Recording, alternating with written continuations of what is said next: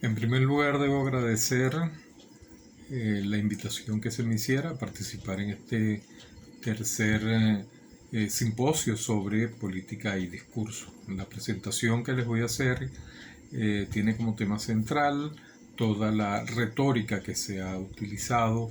para justificar posiciones en torno al regreso a la presencialidad de las clases en todos los niveles del sistema educativo venezolano. Esto es un tema que está sobre el tapete, aún más cuando estamos viendo que la pandemia se ha recrudecido, el número de contagios se ha multiplicado y el gobierno, por ejemplo, por tercera vez en menos de 3 meses ha echado para atrás la medida del retorno a la presencialidad. Me voy a referir entonces no a la polémica que existe entre los sectores que quieren el retorno a la presencialidad sin ningún tipo de condiciones, o a aquellos sectores que se niegan rotundamente a esta posibilidad, e inclusive este sector intermedio que asume que sería posible pensar la presencialidad tomando medidas adicionales de bioseguridad, etcétera. Entonces, pero mi interés no es defender a uno u a otro sector. Mi interés es analizar un poco el discurso que ha servido para justificar estas posiciones y cómo, independientemente que estemos de acuerdo o no con ellas, pues vamos a observar discursos que no siempre están apegados a la verdad, o exageran, o que reproducen algunos mitos, o francamente se refieren a falsedades. Y esto es utilizado por todos los sectores que están terciando en esta polémica. Por eso mi ponencia se llama Cuando el discurso nos alcance, porque este discurso que ha servido para justificar posturas puede llegar un momento que se convierta en un boomerang para el que lo emite. ¿Por qué? Porque el discurso lo puede entrampar en posiciones que luego no va a poder justificar, porque no asumirla de manera continua. Bueno, sin más, para no perder tanto tiempo en esta introducción, vamos a referirnos a algunas de las aseveraciones más frecuentemente utilizadas. La primera, quizás la más radical, es aquella que dice que todo esto se trata de una conspiración del gobierno y que no existe la pandemia, es un invento del gobierno y por lo tanto hay que regresar sin condicionamiento alguno a la presencialidad de las clases. Y esta conspiración tiene que ver con la necesidad que el gobierno tiene de mantenernos en nuestras casas y evitar las protestas en las calles. Por supuesto, esta es la versión más radical, que se cae por su propio peso. Esa tal conspiración que le atribuye al gobierno la posibilidad de generar una gran mentira a través de los medios de comunicación para inhibir a la gente a tomar las calles, se cae pues por su propio peso. Las estadísticas, las cifras, inclusive las experiencias con familiares cercanos, con amigos cercanos, nos dicen que la pandemia existe, hay contagios y hay mortandad. Otro argumento en la acera de enfrente dice: no, hay que retornar a clase porque si bien existe la pandemia, esta no es tan fiera como la pintan, el número de contagios es muy reducido y no se verifican aumentos sustanciales de contagio con respecto a otros países. Esto es una versión muy ingenua. Esto es una versión que, si bien por lo general surge de sectores que critican las políticas comunicacionales del gobierno, pues le hacen el juego al ayudar a ocultar una realidad que está siendo cada vez más evidente. Y con este discurso un poco se respalda las estadísticas del gobierno, en las cuales todos hemos coincidido en que suponen un subregistro del número de contagios por las razones por todos conocidas. Un tercer argumento que se ha esgrimido tiene que ver con el hecho de que en América Latina supuestamente todos los países han retornado a la presencialidad y el único que falta es Venezuela. Esto es totalmente falso. Es totalmente falso, y mucho más en estos momentos cuando la mayoría de los países de América Latina han resuelto retornar a la educación online porque los niveles de contagio se han multiplicado en los últimos días. Pero es que inclusive desde el de este año, con el cual se hizo mucho más fuerte esta posición, el recorrido por las páginas web de los Ministerios de Educación de los diferentes países de la región y un poco el contacto con colegas de otros países nos revelaban que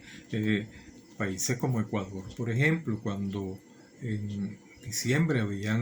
el gobierno nacional a través del Ministerio de Educación autorizado el retorno a la presencialidad a partir del 12 de enero, los primeros días de enero echaron para atrás esta medida, igual que en Brasil. El Ministerio de Educación echó para atrás, por ejemplo, la medida del retorno a partir de febrero a las clases presenciales en las universidades. Un poco más adelante emitieron un decreto prohibiendo el retorno en el resto del sistema educativo. De tal manera que esta versión tampoco es apegada a la verdad. Otro argumento tiene que ver con, esta vez para negar la posibilidad del retorno, es el que dice que la contaminación es masiva, todo el país está contaminado, los niveles de contagio en todo el país son muy altos y por lo tanto no se puede regresar a clases ni en las zonas urbanas ni en las rurales. Esta también es una exageración. Las estadísticas indican que si bien el número de contagios está aumentando drásticamente, esto se hace de manera desigual dependiendo de la región del país. Hay estados en las zonas urbanas más grandes, Bolívar, Táchira, Miranda, Vargas, Capital, donde los contagios son muy altos, pero hay zonas del interior del país donde los contagios son mucho más bajos, de tal manera que se podría pensar en una presencialidad gradual por regiones, etc. Otro discurso, esta vez de los gremios, muchos, algunos, no todos, pero algunos dirigentes gremiales que han aseverado a través de los medios de comunicación que el retorno a clases presenciales no se va a dar por dos razones. O mejor dicho, se colocan estos dos elementos como condiciones para el retorno a la presencialidad. Primero, la bioseguridad en las escuelas,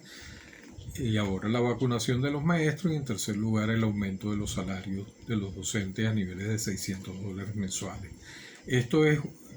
un argumento muy poderoso. Todos estamos conscientes de que las escuelas están en condiciones muy precarias, que la vacuna difícilmente en los próximos meses va a llegar a buena parte de la población, pero si a esto se le suma como condición al retorno el aumento de $600 mensuales como mínimo, puede llegar el momento en que el gobierno, bajo el supuesto de que la vacuna efectivamente se masifique en unos 3 o 4 meses y que las escuelas tengan medidas mínimas de bioseguridad, pues los maestros se quedarían entrampados en su discurso porque el país en las condiciones en que está, imposible que pueda acceder a una solicitud de un sueldo mensual de $600 a un sector muy importante de la población, pero que va a suponer que otros sectores de la población van a exigir el mismo tratamiento, y esto, por supuesto, va a generar un terrible problema, porque los maestros van a verse honrando su propio discurso, van a verse en la necesidad de no retornar a clase, creando un frente innecesario contra los representantes que de alguna manera están ávidos porque se retorne a la normalidad en las escuelas. Y otro argumento que se ha utilizado es que hay que retornar a la presencialidad porque los niños no se contagian, no son propensos al contagio. Esto es muy falso. Esto es falso porque la Organización Panamericana de la Salud y la Organización Mundial de la Salud y expertos de todo el mundo han dicho que los niños, por sus condiciones, pueden ser asintomáticos, pueden estar contaminados efectivamente, ser asintomáticos y convertirse en un peligro silencioso, porque hacer un llamado a la presencialidad bajo ese argumento puede traer como consecuencia la multiplicación del contagio. Entonces esto es un argumento que es un poco desinformado. No sabemos si tendencioso o ingenuo, pero al fin y al cabo forma parte del discurso que gira en torno a este problema. Decía que el gobierno también tiene un discurso sobre este asunto, y ese es el discurso del ir y venir, sin argumentos ni evidencia. Es un discurso que es un no discurso definitivamente. El gobierno simplemente hace llamados recurrentes a la presencialidad, pero así como los hace, a las pocas horas o a los pocos días tiene que echar para atrás esa orden, porque la realidad apabulla y los niveles de contagio son altos e impiden que se lleve a la concreción estas medidas gubernamentales. Pero el gobierno no justifica ni la medida del retorno ni cuándo suspende esta medida. Un gobierno que en ese sentido es callado y está dejando que la sociedad civil opine y se establezcan estas polémicas, este intercambio de discursos que al no estar muchos de ellos bien fundamentados en conocimientos ya verificados a través de la ciencia y a través de las organizaciones mundiales de la salud y expertos, pues se caen por su propio peso, porque son muy fácilmente desmontables a través de cualquier análisis que se les haga. Quiero finalizar, por supuesto, hay otros argumentos, no nos da tiempo de comentarlo, quizá en la sesión de preguntas podríamos hacerlo, pero en definitiva, ante tanto cruce de información, ante tanto apasionamiento y por la desesperación que existe por el problema de la pandemia y la presencialidad en las clases y la deficiente experiencia en términos de clases online, pues está generando mucha retórica no apegada a la verdad, mucha retórica exagerada o francamente falsa en defensa de posiciones que a la larga pueden enturbiar la posibilidad de lograr un consenso en torno a un objetivo único. Muchas gracias y los espero en la sesión de preguntas.